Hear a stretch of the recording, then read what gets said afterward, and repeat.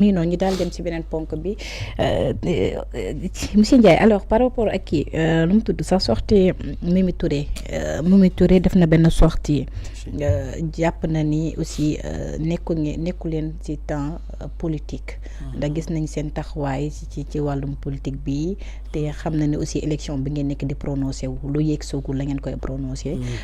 wax na ci ba tontuwaale ki nga xam ne moom moo di Cheikh Bara Ndiaye mi nga xam ni nee na jàpp ni lépp ci yarin bi la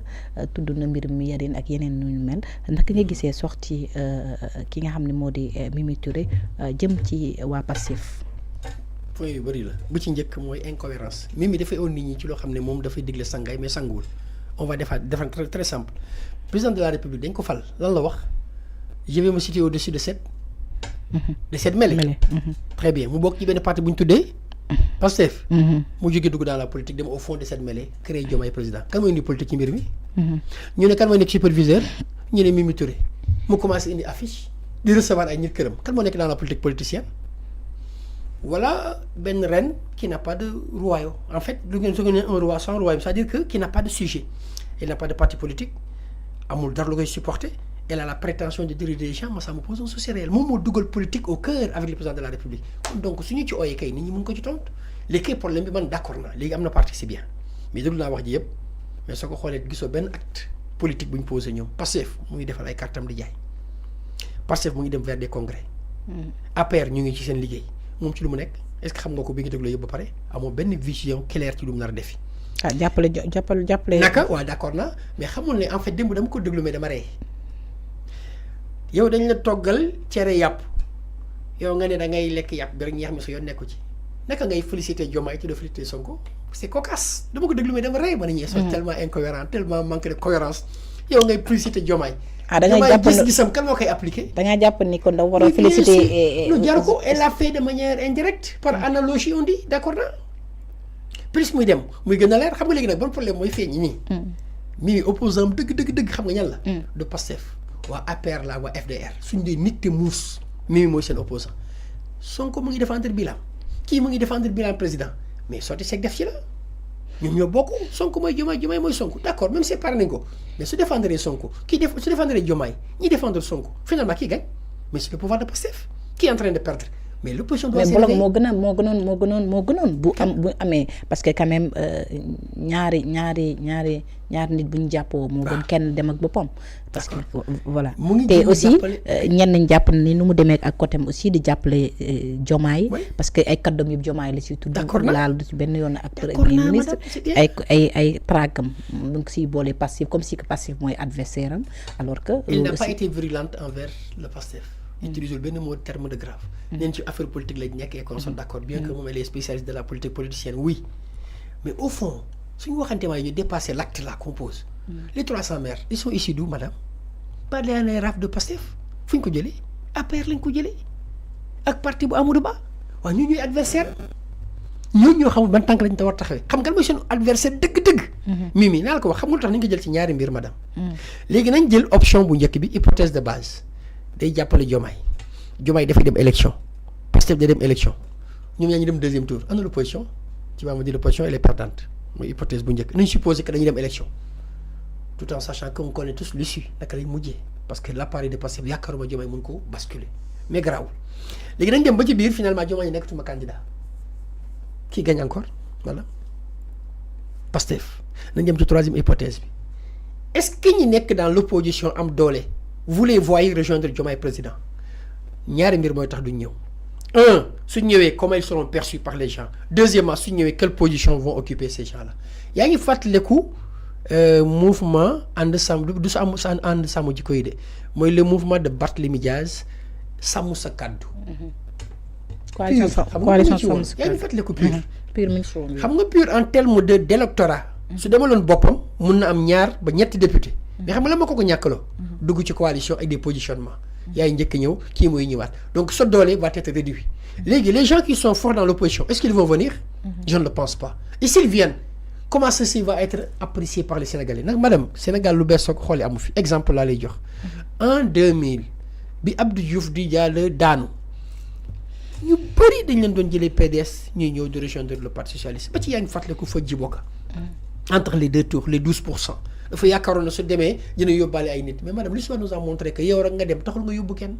loolu gis nañ ko ci moom te mën naa ci wax exemple yu bëri. gis nañ ko ci ñoom Bamba Fall gis nañ ko ci ñoom Moussa Sy gis nañ ko ci ñu bëri le report n'est pas systématique donc tey Mimi ñi nga xam ne la muy 300 maires yomb na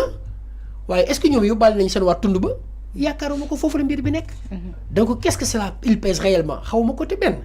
kan nga gis ci moom ko am doole ko mën a gagné benn localité wala benn député wala dara doo ko gis ci. fan la gagné moom laa wax toujours nga wax ma ko mais doo nga wax ma fu mu gagné amul. as neen mi ngi lijjanti mil càmbar. d'accord ba tey mu ngi lijjanti d'accord on attend de voir c'est bien maintenant pour ñeneen ñi lan nga gis ñu def absolument rien non ce qui est constant. li nga xam ne moom lay gis en permanence. mooy peut-être que Mimi pas travailler pour son propre compte au cas où Diomaye ne part pas mu récupérer le mouvement bi parce que c'est là où elle va être peut-être très maligne. si Diomaye su Diomaye nekkul candidat Mimi association bi mu regroupé nga foog da koy bàyyi noonu est-ce que da ko mënee pour def ci leneen est-ce que du ànd ak keneen foofu la coow li nekk. ah oui attention hein. donc le rêve bien sûr si Diomaye dematul. ñu nekk mu ne ko ñun dem ci Pastef fu ñu jëm ñun il faut ñu am fu ñu dem est-ce que dans ce cas négociation du nekk ak keneen c'est-on jamais ils sont en politique loolu mooy seen système de base tout le temps parce que yaakaaruma Sonko dina nangu jël yi nga xam ne c'est ça dans un sac pourri tu enlèves d'abord les sacs yu bon yi après doo ko jël ñeneen duñ jël ñëpp xalaatu ko parce que mënoo jël ñoo xam ne seen loxo dafa tax ñii dañoo génnoon ci prison et puis c'est une coalition boo xam ne les gens sont incohérents démb ñoo doon sànnante xeer ñoo doon accuser wante tey ñoo bëgg a àndaat en fait ça pose un souci réel donc moo tax man tiituma trop ci seen coalition parce que ci côté boo ko mën a jëlee le Pastef ne peut pas être perdant parce que dama gisul en quoi elle peut être une menace pour Pastef une menace pour l'opposition je suis tout à fait d'accord man waaw loolu laa jàpp ci Mimi déglu naa ko mu wax nag mais gisuma ci visibilité et les actions majeures yi nga xam ne moom lay posé ji dégg naa mu wax ji jeune leader mais est-ce qu'il y a des leaders dans son groupe qu'est-ce qu'un leader quelqu'un qui a une masse derrière ñun ñan lañ jiite kenn madame jiite wuñ kenn parti boo xam ne yow soo doon cité tey doo ma cité 10 yoo xam ne am nañu une base yoo xam ne mën nañ gagner localité mën nañ gagner seen bureau de vote je ne te dis même pas la localité ah mën nañ gagner rek fi ñu dëkk donc gis ci ñoom donc finalement leader par rapport ak su nekkee ne da ngay dem ci parti politique déclarer sa bopp leader ba xam ne kon leader yow mën a Sénégal trop soxna c'est trop facile des jeunes leaders leader de quoi un leader il doit diriger des jeunes de mouvement qui gagne sa localité qui gagne sa base qui a une légitimité madame la politique c'est la loi du nombre c'est la représentativité qu'est-ce qu'il pèse sur le plan politique man gisuma ko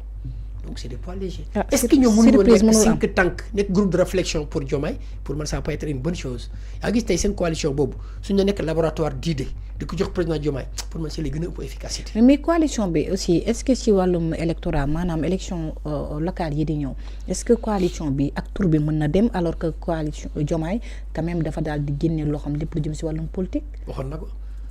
Diomaye dafay di dafa doon toog mu ne time nekkee jot na suñu xeexee ba coalition ba ñëw ci nguur gi ku nekk da nga war a delluwaat ci sa parti pour dugg liggéeyaat yaa gis tey su nekkee da nga nekk ci entreprise su la neexee nga daal di bokk nekk délégué daal di nekk ci benn syndicat mais yaa gis soo bëggee dem ci centrale syndicat bi mooy dem daal di affilié wu mais doo gis nit ki mukk dem foofu mooy coalition da ngay nit ki day bokk ci parti bi dem bokk ci coalition la preuve parti mënut a def parti moom mun def massification ku mel ni Pastef tey moom mun jaay ay carte mais coalition Diomaye ni ma jaay parti am tey parce que c'est l'ensemble des partis lañu dugal ci biir mu nekk une coalition yaa ngi fàttali coalition bi yóbboon Macky Sall élection yi passé avec ñoom Idriss Seck ay parti ñoo ñëw daje ànd ak moom mais ci élection yi jeexee ku nekk da ngay demal sa bopp donc massifier parti moo koy def mais coalition mënu ko coalition mën na ko porter mais le président Diomaye Aminata Touré amuñ sa parti Aminata Touré xam nga parti am yow mouvement rek nga ko doon déggal quel est son parti fan la am représentativité fan la massifier ban combat la mos a livré bu épique bu mu gagné ban légitimité la ci am amu ci sur le plan individuel oui et que am na expérience internationale comme Abdourahmane Diouf mais politique gis nañu fi Ibrahima Fall Abdoul Mbaye gisuñu ko ci dëkk bi des gens avec une très bonne éducation très élevée dans le niveau des études mais représentativité il pesait rien du tout 1% lañu doon war dara Abdoul Mbaye ne woon na fi jëmoon na fi nekk candidat demul te pourtant ko am xam-xam la doyul da ngay boole ñaari da ngay am parcours ba pare am représentativité populaire loolu nag soo ko amul ci politique day jafe beneen bi nag moom su nekkee da nga xool ak APR xool ak waa PDS xool ak waa Pastef kuy jàppale président Diomaye ñett ñu fi ëpp doole di Macky Sall moo dàq ci parti jubóobu moom PDS fa nga jógee yaa leen tëj Pastef yaay attaqué seen chef finalement yow koy àndal politique su nekkee da nga war a ignorer nga jubóo xool ak ñëpp naka ngay dimbale président de la République moo tax man la laboratoire d'idées la seen coalition waroon nekk xam nga li ma tax diide mooy toog di xalaat ne ko président action yi ça peut être bien di ko soumettre lii mun na nekk lii mun na baax mais pour mu am genre mobilisation diaspora bi kan la fa xam kan la représenté parce que affaire massification parti c'est des années madame que ça prend Pastef a mis 10 ans avant de venir et dans des conditions extrêmement difficiles PIT yàggoo ko dégg ci dëkk bi ànd ñoom agi yàgg leen dégg ci dëkk bi nga foog noonu la ñuy jëlee réew lu jafe réew mi depuis quand mu ngi fi voilà PS ak PDS yi nga xam dañuy ay genre 20 ans 40 ans ñoo fi accédé au pouvoir Macky bi mu ñëw lan la ñu naan appareil soo ko dafa jël les gens yi nga xam ne qui étaient au niveau du PDS ak yeneen parti ñoo ko ñëw jàppale te malgré tout deuxième tour la demoon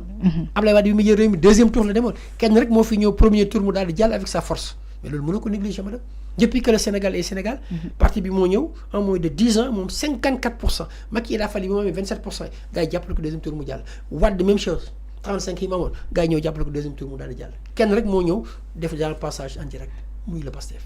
ak coalition quand même waaw d'accord mais c'est des coalitions yoo xam ne yóbbaale ma rek la ndax xam ne ñoom suñu jàppatoon nit mu dem la preuve bu ñu demee législative yóbbuwuñu leen te gagné nañ avec même nombre bi moo lay wane ne ko léegi xam nga yaay kan madame coow moo bëri rek mais ñi kaas bu ñu leen waxee àndoo ñoo ñëm lu tax ñu dem yóbbu seen bopp defuñu ko pour quelle raison parce que xam nañ ce qu'il pèse loolu la ci jàppale léegi nag am na benn waay bi wax naan ganaar moom su gisee kuy rëbbee kuy taxani kuy taxani lay àndal ndax kii bi moom mu rey ko loolu kese kuy bojj ak ñi nga xam ne day rëbbi day ànd ak kii bojj parce que dafa am ki ma fi invité woon démb honorable Sanu Dione mi ngi wax ni coalition Diomaye mënul dem élection parce que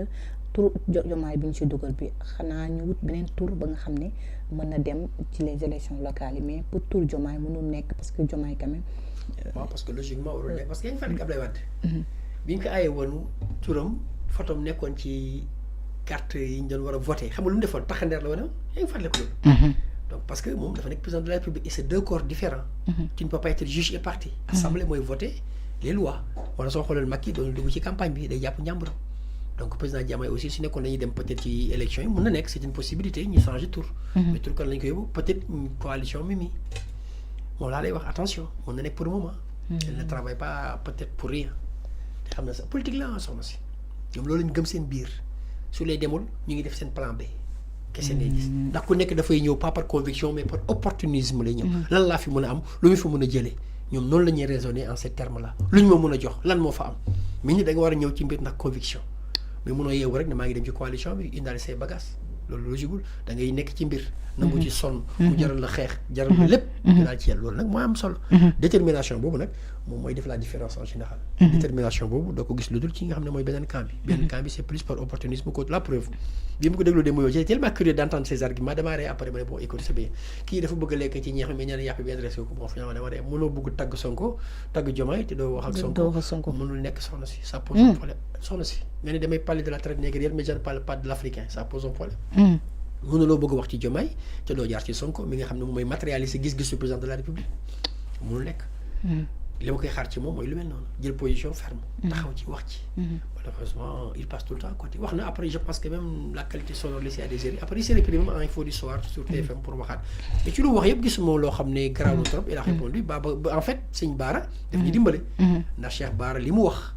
ci ñoom coalition bi su ko waxul toon peut-être man mais keneen duñ ko xam donc pour moi c'est une très bonne chose une opportunité même incroyable une chance inouïe qu'on avait